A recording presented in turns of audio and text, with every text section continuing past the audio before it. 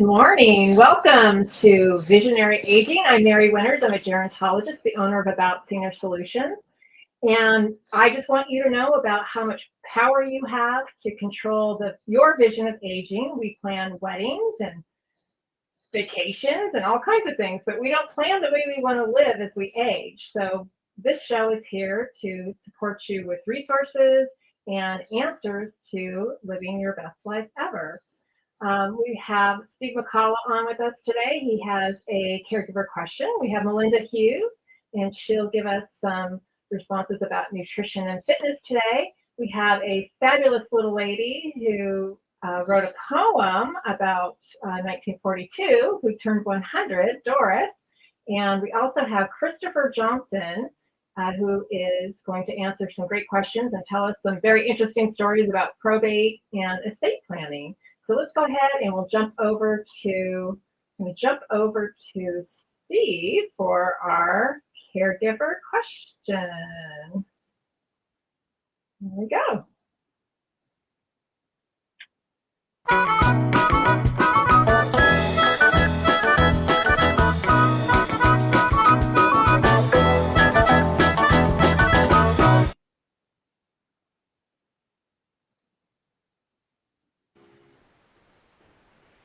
Hey, Steve, morning. how are you?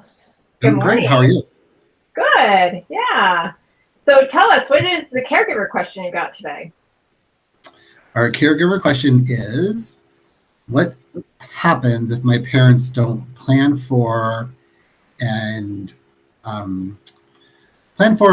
execute a estate planning decision, or putting together like their documents and stuff? Like, what's the ramifications of not properly preparing that? Oh, there are many ramifications. Yeah. So Chris can actually talk about that in more detail, but there are basically 4 documents that you want to have. So if you own property, more than likely, or you have a certain value to your estate, you'll want to set up a trust. Not everybody does that. Not everybody needs that, but that will prevent you from going to probate court. And it's expensive, so it's nice to avoid that. So there's a little cost up front to avoid a bigger cost at the end, backside. And then there are things that you want to take care of. Maybe you want to will some things to people in particular, so you want to have that written out carefully. But there are 2 things that are really important while you're alive that you want to have taken care of, and that is an advanced healthcare directive and a power of attorney for your finances. So those are really important to make sure you empower someone to take care of your decisions and that they know what you want. So I think, you know what, I'm just going to throw this in here too, because as we're talking about it, I think it's really important.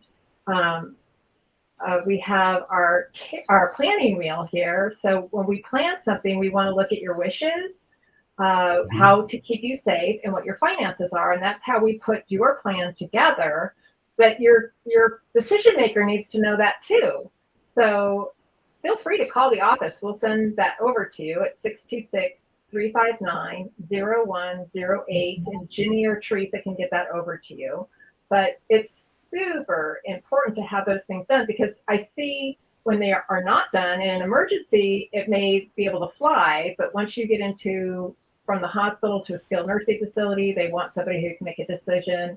And Chris can talk about the scary things that happen if you don't have those documents in place, and who's going to pay your bills. So sometimes, we do some wacky things to be able to kind of paste things together, but do it in advance. It's really easy. You don't even have to have an attorney put some of those basic things together for you. So I say planning is the best thing. So that's what happens. And they wind up going to court and being conserved, and all kinds of things that we can completely avoid, and that's very expensive. So I think it's. I have a friend who went through that. His dad passed away, and he planned for almost everything, but there was one account that he had that somehow was not included with his trust, and it was a nightmare trying to get that resolved. Yeah, and Chris can talk about that more too. In fact, I've got a little something. I've got a mention in my trust because I think it was really important to put that together. And I gave copies of everything to everyone. I have something called GIFT. It's an acronym for planning. So it's gather the information and the ideas that you want to put together, inform professionals that you need to have involved, and your family or your friends that need to be involved. You need to follow through on everything and sign everything, give copies to everybody, and tell everybody what you want to do, and be very specific, and make sure that they can carry your plan through. So, and if they don't have the documents or know that they exist, they kind of don't help you either. Right. And the documents have to be current. They have to be current. They should be current. Yeah. Same friend, his dad had given him a bunch of like passwords to accounts, and the passwords either were not current or he just didn't write them down correctly. And so trying to figure that out and maneuver through that was also a challenge. Really tough. So let's go ahead. I'll bring you back at the very end. But let me go ahead and you can tell us what day it is, what day of the month, what kind of fun day of the month it is, the theme. And let's go ahead and I'll bring Chris on and we'll talk a little bit more about some of these stories with probate. All right. Have a great show. Thanks.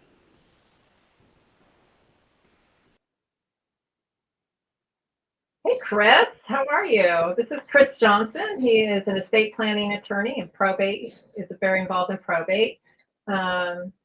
Chris, I'll unmute you so you can actually speak to us. Go ahead and tell us a little bit about what you do as a specialty. Good morning, Mary.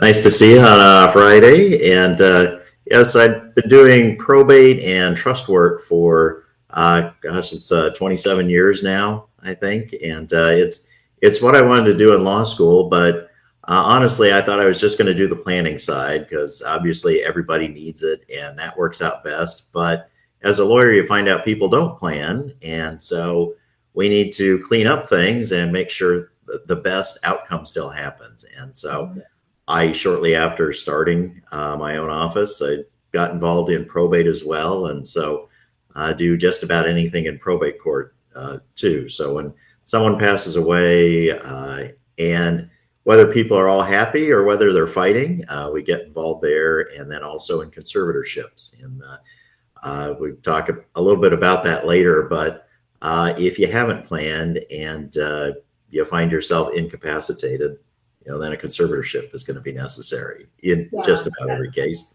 That's the thing that's sad is we all think that we're going to be fine. And, I mean, the courts are packed with situations like that. So it is important just to put those basic documents together.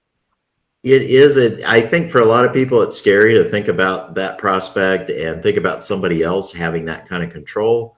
But without it, somebody's going to fill the void. And a lot of times it's not the person you want. And it's not the person who's got your best interest in mind.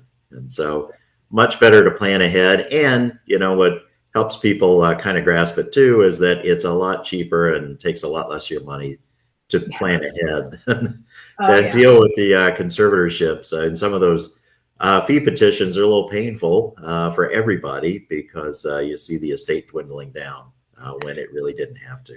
Sure. I mean, I've seen things become massive in expense, but what is just the lowest kind of expense that you see within probate?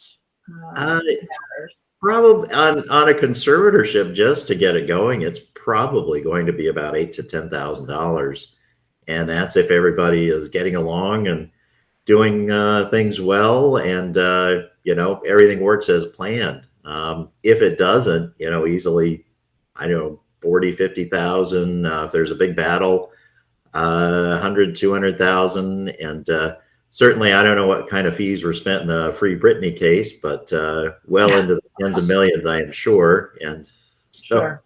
Yeah. So and it's gone on for years too. So it's not just something that you can be done with immediately as well.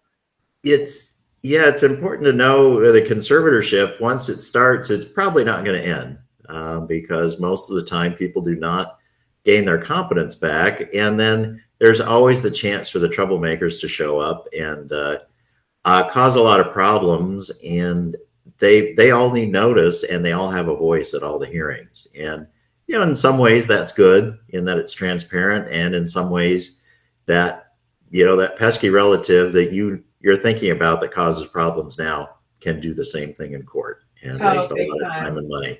Big time. Yeah. Like, we all know who those relatives are.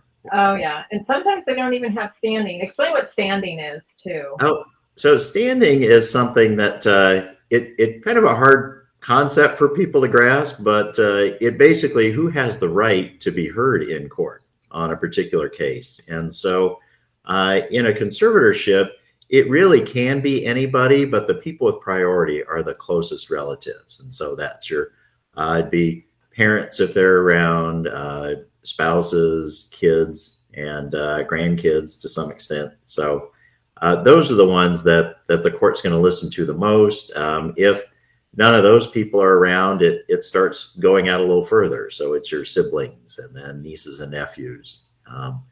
But on the other hand, in conservatorship law, really anybody has a voice that can be heard. It's just does the other person who might be speaking, do they have a higher priority than you? And the court's going to take their word a little bit stronger. Interesting. So share one of the nightmares that you're trying to iron out for a family right now in probate.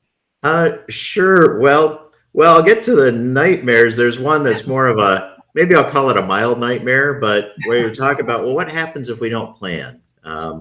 And there's all kinds of stories, but one that I'm working on right now, a guy who was, I believe, in his 80s, but had put off doing his trust for years, and then finally sat down with a lawyer to do it and laid out his wishes, but died 2 days later, and before he could sign anything. And one thing that cases like this has led me to do now is when I can and when clients are comfortable with it, I'll have them sign our notes either before they meet with me or at the end of the meeting, just in case something like this happens. And then that can be used as a will, really, in most cases. But in this case, this guy had it's about $3 million. It's in probate now. And what he wanted was it to go to some of his wife's relatives. She had passed away, and the rest to charity. Well, instead, one of the wife's relatives is getting her half. His half is going to, his half is going to relatives that he wanted to get a small piece of. The charities have, like we mentioned, standing. They have no standing to object to any of this. On the wife's side, some long lost relatives came up who were estranged from the family, probably hadn't seen or been heard from in 80 years, but people find out. There are people who dig through probate records and find long lost relatives, and they found him here, and so they're getting a $1.5 million, and kind of a jackpot for them, but certainly not anyone. Probably the last people that the now deceased wife would have wanted her part to go to. And I have checked. I'm going to make one more Hail Mary pass with the attorney who did the estate planning to see if there's any way to enforce that trust he wanted to do. But in his case, he had the right idea, but he just waited way too long to do it. Yeah. No, I think we just think we're going to live forever sometimes, and if you really want your wishes to be known, I think it's really important to put those plans together so that doesn't happen. I know even in a certain case that I was involved in too, there was a trustee who was removed because he wanted to give the money all to himself. Can somebody just do that if they're the trustee?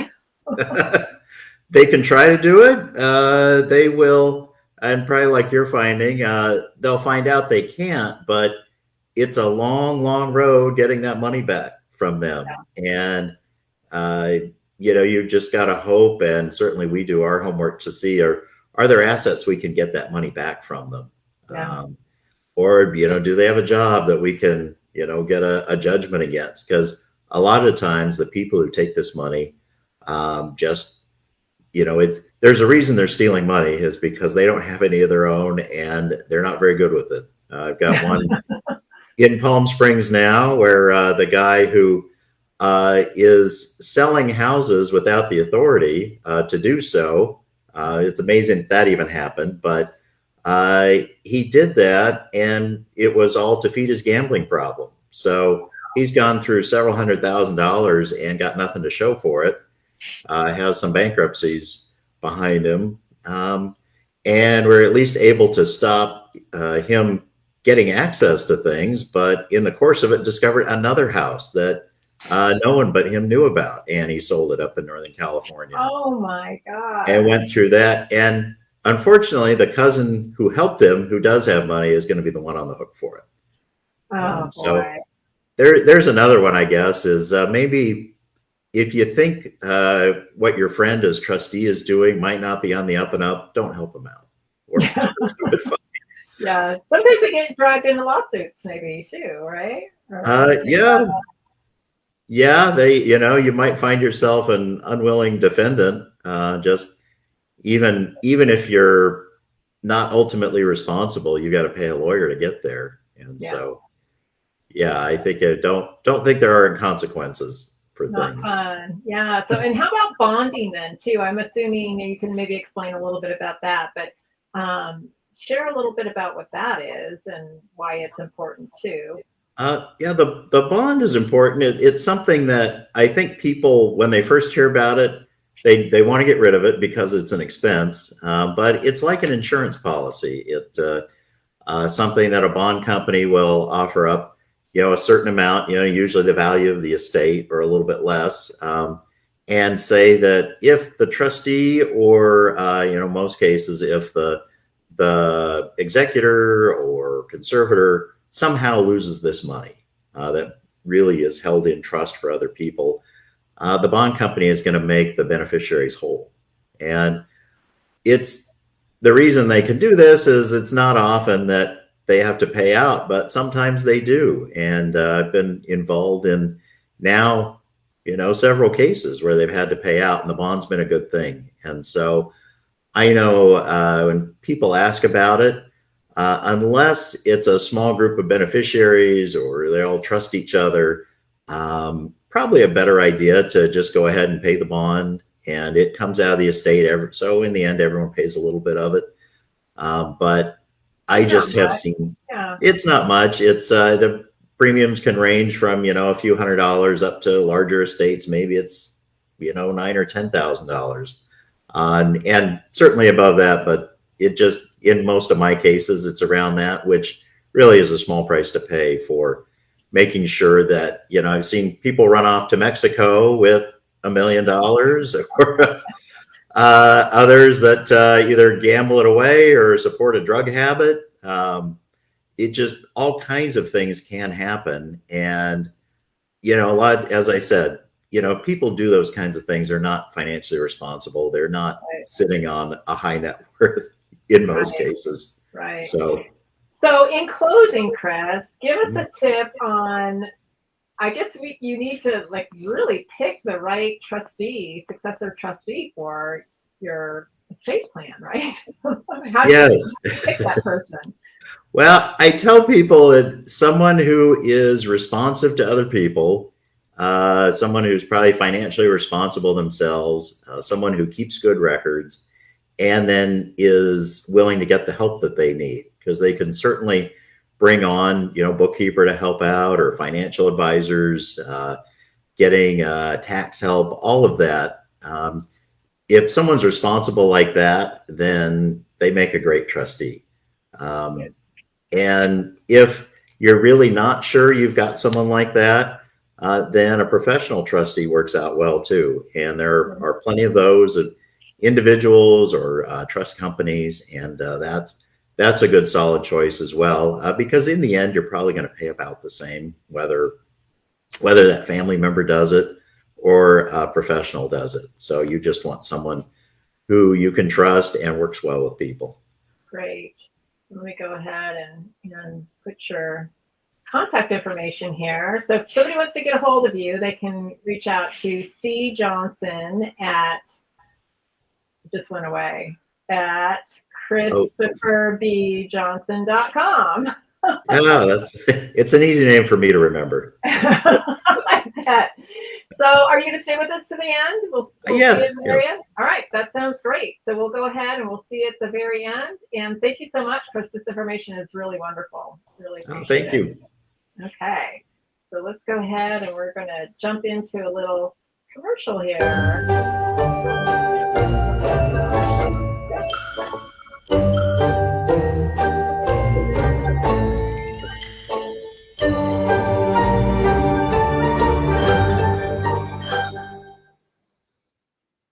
And we're going to jump right over to Melinda.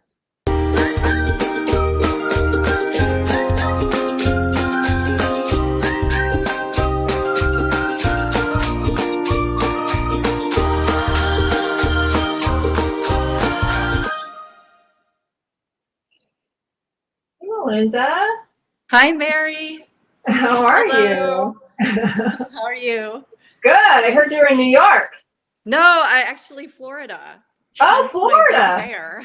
Oh, that's great. I'm visiting my parents in Florida. So Wonderful. yeah, I'm giggling to myself as I watch the live stream today because my mom walks around her condo here in Naples and she's like, when Mike and I die, do this with this. Like, I know. I'm serious. That stuff happens. It's like my grandmother did the same thing with me. And I felt so bad because if she had put a little note on the bottom, I would have remembered exactly what she wanted to go to everybody. I mean, there were little yeah. policies, and so probably people didn't really care if they got them, but she thought of them specifically for those things. Yeah. Yeah. So I could remember some of them, but not everything. And it wasn't a war or anything with our family, just dividing things up. But yeah, you kind of want to remember exactly what they said. So Yeah, it's nice when families don't have to fight about everything, but yeah, it's not always the case. So give us your nutrition tip today.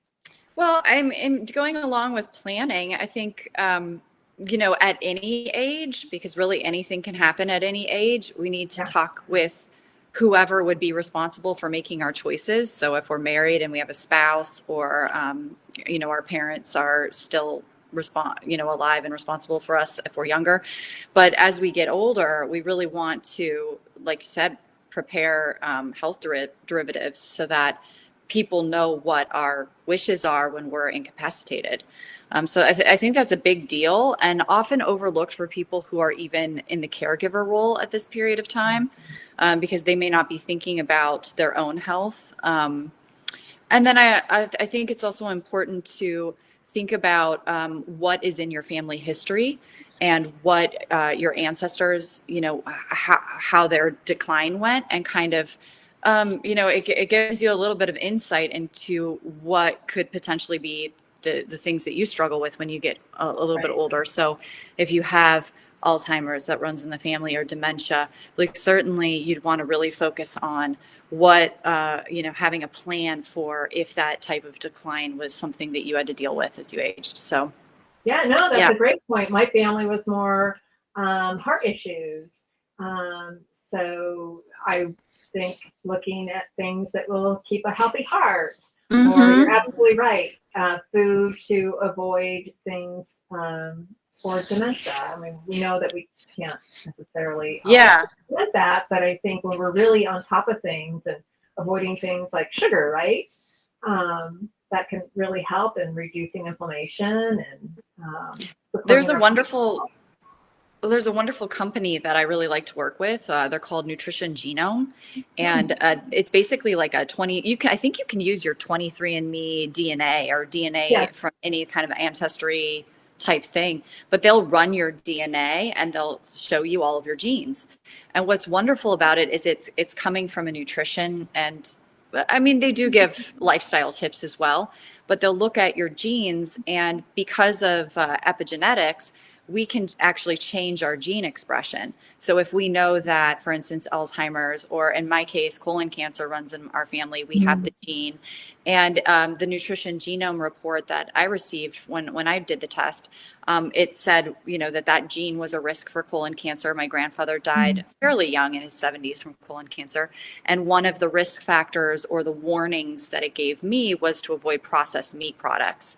So when we think about my grandfather's life, he worked in a meat processing plant and he was Italian. So, Wow. it's kind of understanding the science behind that and then being able to translate that into making healthy choices in our life. When I got that report back, I stopped ordering pepperoni for my pizza. And it's just like, little changes like that. I get mushroom and peppers now. And I don't know, maybe it's minimizing my risk of colon cancer a little bit, but those habits, when we make those decisions over and over again for the duration of several decades, it's definitely going to produce, a different effect as if we weren't making those changes. So love it. Thank you so much. I love that. That's a great tip for us. So I'm going to go ahead and we're going to talk about Doris today a little bit. Oh, wonderful. Go ahead and we'll see at the very end. Okay. Okay. Thanks. Here we go. Let's see.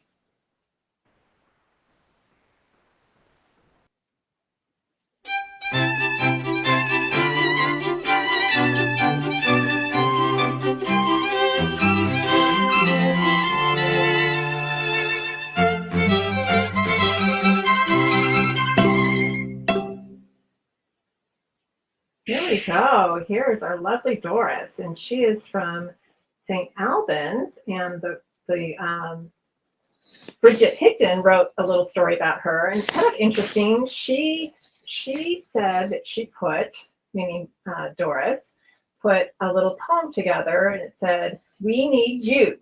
So I and many more donned our khaki uniforms and duly went to war. And so this poem that she put together in 1944 was written by Doris Newton, and it was published, and she's been a resident of St. Albans for 70 years. She still lives in her little apartment all by herself, and she feels like she is very blessed, and she doesn't take anything for granted. She's pretty amazed that she's still here. She had lots of experiences during the war in England, but she's very happy to have served our country and to have the special family and friends that she has. So happy, happy, happy birthday, Doris. And we wish you many, many more.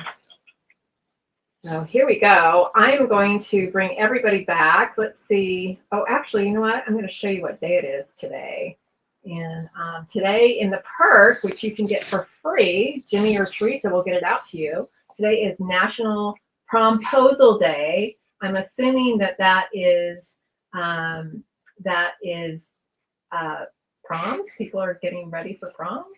So we'll see. And then we have this great perk puzzle in the back, a word search, and they're kind of tough.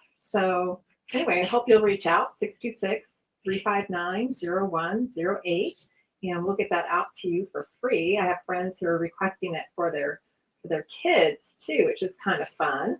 But let me bring all of our guests and our everybody back into the stream, and we'll say goodbye to everyone. Let's see, where is everybody? Hello. Hi, how are you? Let's see if Chris is still here. I'm good. Hi, Steve. Oh, Hey, Melinda. Okay. Having a good time in Florida? Yeah, it's been really fun. We went deep sea fishing. We caught some fresh snapper and ate it for lunch. Oh, wow. Yeah, Nice. It was really cool. That I is saw really pictures cool. of you riding horses too. Yes, my mom took us horseback riding, and my brother left yesterday. We only got him for one day with my mom and an extended visit with my dad. But yeah, it was really fun. The horseback riding was fun, and we've been addicted to this domino game, playing dominoes. That's Nice. great. Well, Chris is back with us too. I just want to thank everybody for such a great show today. And Chris, thanks so much for the information. Anybody have a final question for Chris?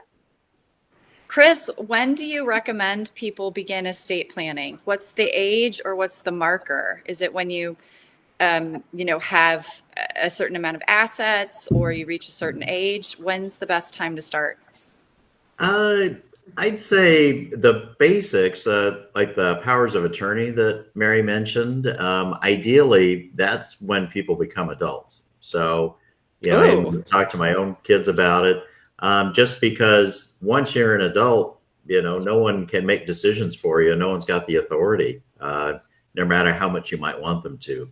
So that's a good start. And then for the other, like doing your will and trust, it probably is, later on when assets are acquired. And most of the time people really get serious about it when they've got kids and do that. Or they get married and just want to make sure that they've got people in their lives they need to take care of. And so Yeah. those are it. But I would say the powers of attorney, the basic ones, and they're easy to do. Even I shouldn't say it, but even without an attorney, you can do those. And certainly anytime anyone's an adult, they should do that. Wonderful. And Chris, how often would you recommend updating or revisiting that information?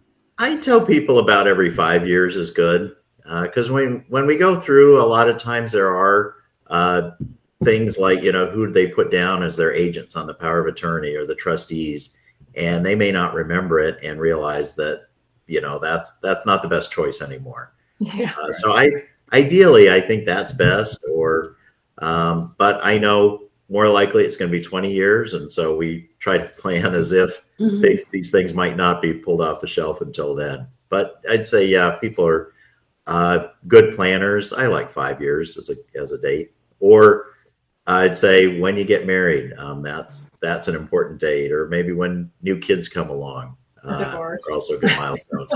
Yeah. Yeah. Well, thank you so much, everyone. Have a great weekend. And we're going to go ahead and take off. I still have Chris's contact information scrolling there briefly.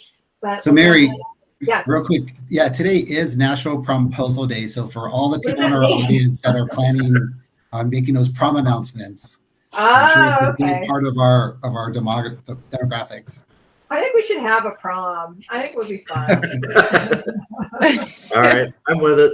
All right. Sounds great, everyone. Thanks so much. And change your clocks. Oh, yeah. Oh. Is that this weekend? It is this weekend. Oh, wow. All Okay. Right. Going forward. All righty. Well, thanks, everyone. Appreciate it. Have a good weekend. You too.